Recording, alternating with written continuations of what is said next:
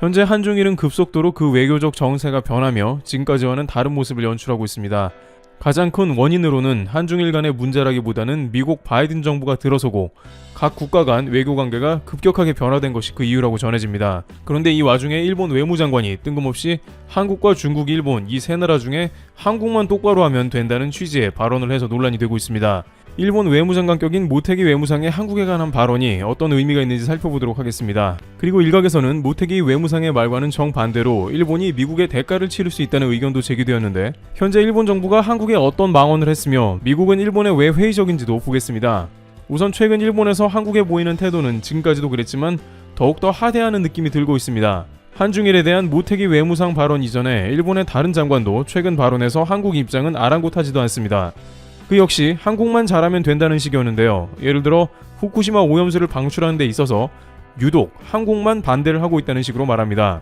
일본의 부흥상은 다른 나라는 모두 괜찮은데 한국이 반대하니까 오염수를 방출하지 못한다면서 한국은 과학적 판단을 하길 바라며 이웃 나라라는 한국은 더 이상 그릇된 판단을 멈추고 도쿄올림픽이 부흥 가운데 잘 치러져야 한다고 강조합니다. 정작 자신들은 평창올림픽이 치러지는데 도움은커녕 올림픽 기간까지 하루도 빠지지 않고 방해 공작을 했던 일본이 한국에 대해서 도쿄올림픽 부흥을 돕고 오염수 방출에 협조하라는 장관의 말은 그야말로 적반하장인데요.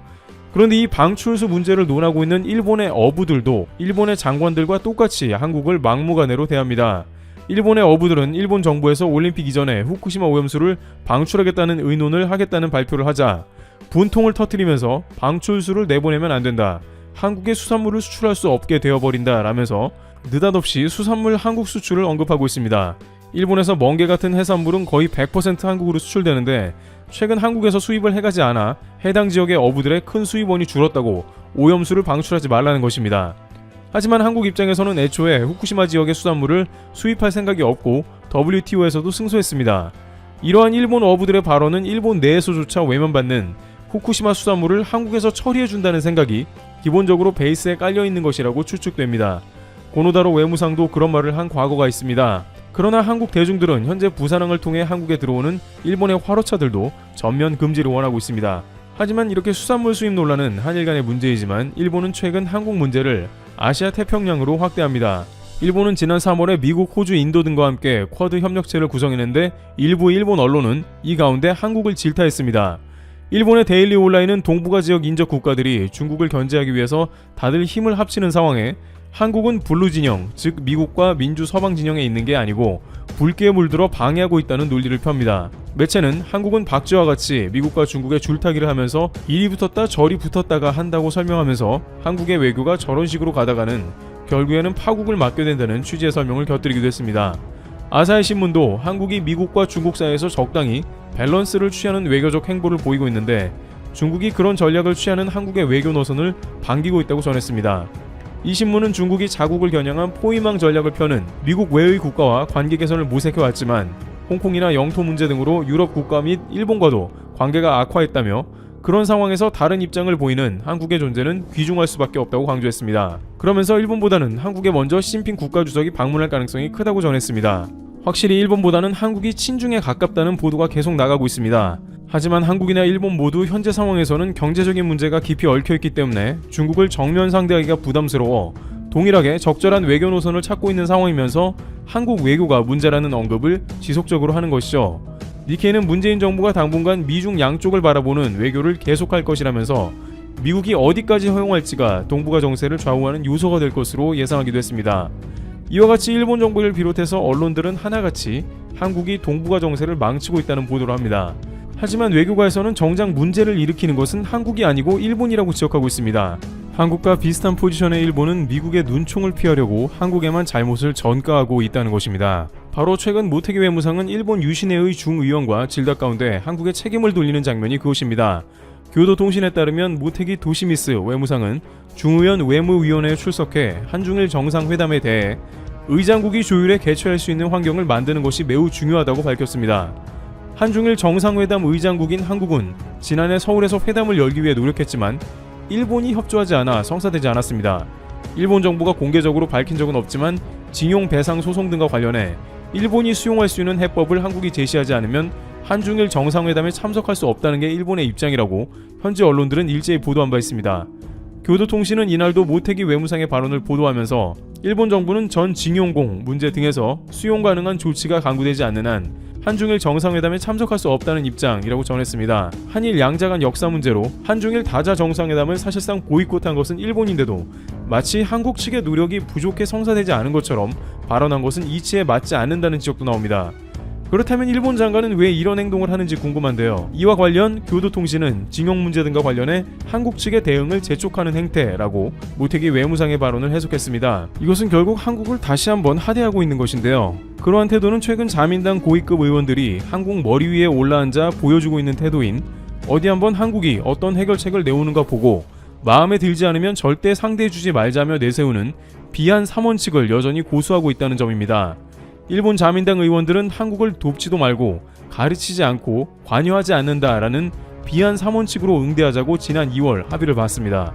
그 이후에 일본은 거의 역사상 최초로 현재까지도 일본에 새로 부임된 강창일 주일대사를 외무장관을 비롯한 스가 총리가 만나주지도 않는 상황을 연출하고 있습니다. 교도통신은 이에 관해 일본 정부와 여당 내 역대 최고로 혐한 분위기가 팽배하다고 전하고 있습니다. 그러다 보니 명백하게 일본이 한국의 말을 듣지 않아서 성사되고 있지 않은 한중일 정상회담에 관해서 일본은 한국이 강제징용 문제를 해결해야 참석한다며 마치 한국의 상관이냐 하는 태도를 보이고 있는 것입니다. 하지만 이러한 일본의 태도는 결국엔 미국조차 염증을 느끼게 될 것으로 보고 있습니다. 왜냐하면 막상 일본도 중국이 없이는 수출량이 급격하게 줄어 경제적인 타격을 예상하지 않을 수 없기 때문에 중국과는 항상 적당히 긴장하는 선을 유지하고 있으며 결정적인 장면에서는 중국에 대항하지 못하는 모습입니다. 최근 중국의 왕이 외교부장이 모태기 외무상에게 미중 간의 다툼에서 일본이 인권 문제 등을 언급하자 대국들의 다툼에 끼어들지 말라고 일본의 외교적 결례를 보이며 막말을 했음에도 불구하고 별다른 대응을 안 했습니다. 일본도 더 이상은 중국과의 첨예한 대립은 지향하며 센카쿠 문제도 미국을 그저 방패로 이용하는 상황입니다. 안보가 필요할 땐 미국을 중국 방패막이로, 경제적인 면에서는 중국과 협력을 지속합니다. 아베 총리는 코로나 문제가 발생하기 바로 이전까지도 시진핑 주석을 방일시키기 위해 부단히 노력했습니다. 또한 스가 총리와 현재 자민당의 니카이 간사장은 친중파에 가까운 인물로도 알려져 있습니다. 따라서 이들이야말로 항시 미중 간의 줄타기를 하는데 트럼프 정부는 경제적인 면을 제외하고 터치를 안 했으나 명분과 실질 패권을 더 중요시하는 바이든 정부의 경우 일본의 이러한 행동을 더 문제시할 수 있다는 지적입니다. 일본도 경제와 안보 둘 다 중국과 복잡히 얽혀있어 미중 간의 대처가 어려운 것은 일본도 크게 다르지 않기 때문이죠. 종합적으로 보면 일본도 패권 싸움에 눈치를 봐야 하는 국가 중 하나인데 이런 문제가 생길 때마다 유독 한국을 언급하며 나오는 모습은 바람직하지 않으며 결국 재팬 패싱을 유발할 수 있다는 지적도 나옵니다. 늘 한국이 잘못이라고 하는 일본은 막상 자신들이 박쥐 외교를 펼치고 있는 모습이 반복되고 있습니다. 트리블튜브 여기서 마치겠습니다. 감사합니다. 아베 신조씨, 전범기업 지정했다고 아리둥절하시는데 그 전에 화이트리스트 배제부터 황당한 조치 아닙니까? 정치랑 경제를 왜 섞어 이 양반아. 그리고 수출 규제 좋다 이거야. 당신들 후쿠시마 농수산물부터 수출 규제해요. 아주 불안해 죽겠어. 일본 방사능 농수산물 먹을까봐. 먹어서 응원하자면서요. 제발 니들끼리 방사능 파티하세요. 왜 우리한테 먹어달래? 아주 보면은 물건 못 팔아먹어서 안 달란 것 같아. 페페TV. 불매운동의 열기가 식지 않는 가운데 서울시와 부산시 의회가 일제 태평양 전쟁을 지원한 미쯔비시 중공업 등 284개 업체를 전범기업으로 지정하고 이들 업체가 생산한 제품을 구매하지 않도록 노력 의무를 부과하는 조례안을 가결했습니다. 서울시와 부산시가 6일 조례 제정을 통해 일제 전범기업으로 낙인을 찍은 해당 기업들은 곤혹스러운 반응을 감추지 못했습니다. 교도통신에 따르면 미쯔비시 전기는 전범기업으로 지정된 게 사실이라면 정말로 유감이라며 양국 정부 관계가 정상화되길 바란다고 입장을 밝혔습니다. 또 가지마 건설의 홍보 담당자는 한국에서 사업을 하지 않아 영향은 없다면서 왜 리스트에 들어갔는지 모르겠다고 어리둥절한 반응을 보였습니다. 건설업체인 구마가 이구미는 한국에서 사업하지 않아 영향이 없다고만 언급했습니다.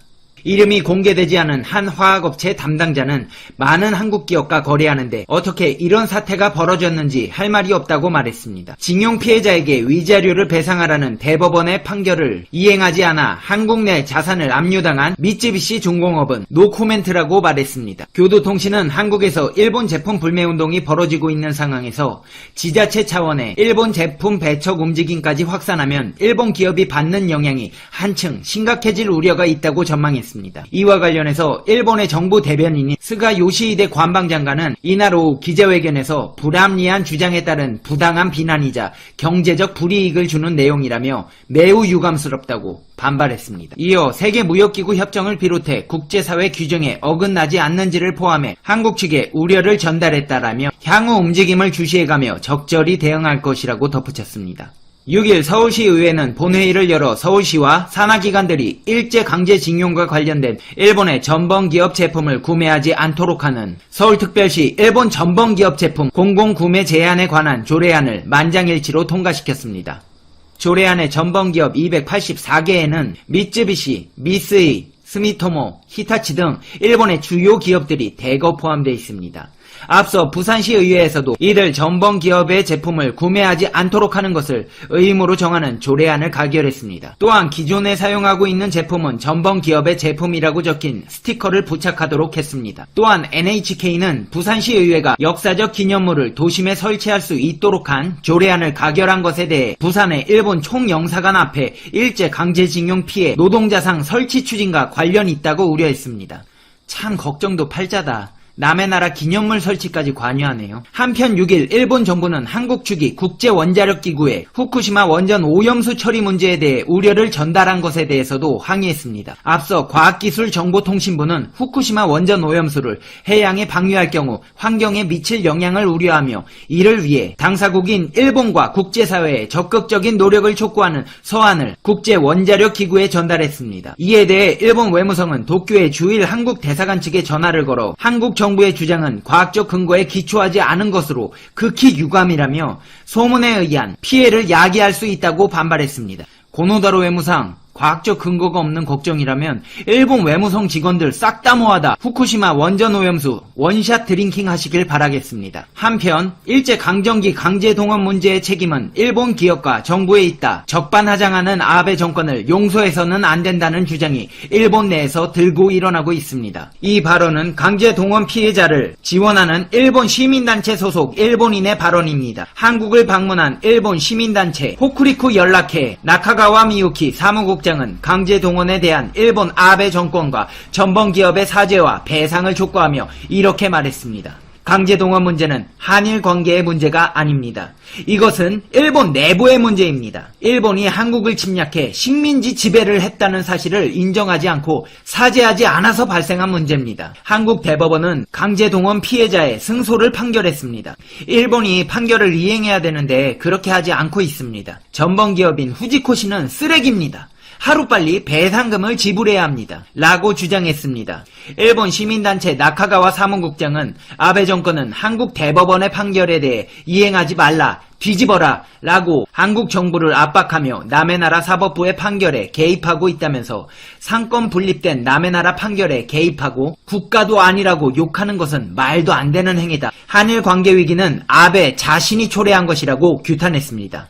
이어 지금 한국에서 일어난 불매운동은 일본 사람을 향한 것이 아니라 아베 정권을 용서하지 못해서 일어난 것이라며 책임감을 느낀다고 밝혔습니다. 이날 인천 부평구 부평생활문화센터에선 일제강점기 후지코시 근로정신대를 아십니까? 란 주제로 한일 양국의 강제동원 피해자와 지원단체 등이 간담회를 열었습니다. 인천 결의하나와 평화도시 만들기 인천 네트워크, 근로정신대 할머니와 함께하는 시민모임 등이 마련한 자리였습니다. 1928년에 설립된 후지코시는 중일 전쟁과 태평양 전쟁 등 당시 무기를 팔아 성장한 기업입니다. 이 과정에서 12세, 18세 한국인 소년 1000명 이상을 도야마 공장에 강제 동원해 혹독한 노동을 시켰습니다. 강제동원 피해자들은 지난 2003년 후지코시를 상대로 도야마 지방재판소에 손해배상 소송을 청구했습니다.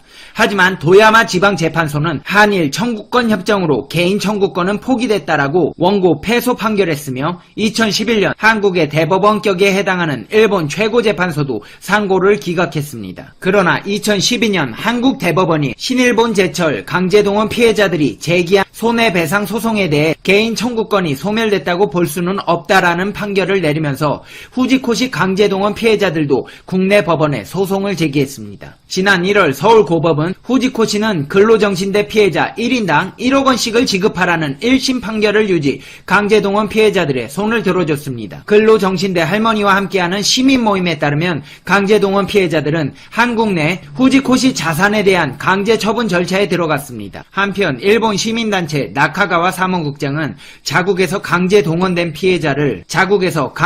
피해자를 지원하며 겪은 고충도 털어놨습니다. 그는 지난 7월 후지코시 공장 앞에서 강제동원 피해에 대해 항의 집회를 했는데 우익들이 몰려와 협박하고 개인 연락처로도 협박하고 있다라며 우리가 강제동원 피해자를 지원하는 것은 동정해서가 아니다. 식민지 지배에 대한 책임이 일본에 있고 해방 후에도 해결하지 않고 제일교포를 차별하는 일로 이어져서다. 부끄러워하지 않는 정권과 싸우고 있는 것이다라며 목소리를 높였습니다. 아울러 한국을 방문한 가장 큰 목적은 할머니들의 목소리를 직접 듣고 싶어서라며 아베 정권은 강제동원이 없었다고 고집을 피우고 있으나 강제동원 사실을 인정하고 사실을 알리기 위해 활동하는 일본 사람과 언론도 있다. 할머니들이 오랫동안 힘들게 살아온 것을 많은 사람들이 알아줬으면 좋겠다 라고 말하며 지식인들도 하나 둘씩 들고 일어나고 있습니다. 이제 페페TV의 결론 듣겠습니다. Conclusion, 페페TV